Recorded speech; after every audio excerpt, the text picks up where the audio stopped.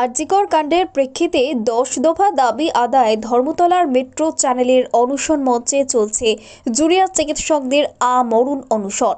যারা সাধারণ মানুষের জীবন বাঁচান দাবি আদায় তারাই বাজি রেখেছেন জীবন।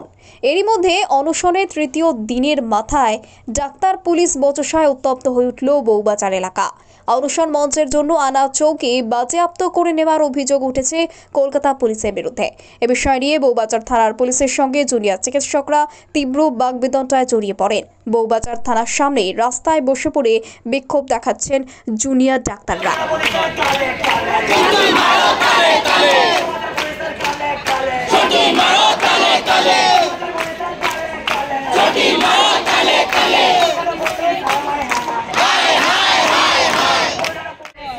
এই মানুষগুলো একটু জেগে ওঠে, এই যে ঘরের মধ্যে এই যে মানুষগুলো আছে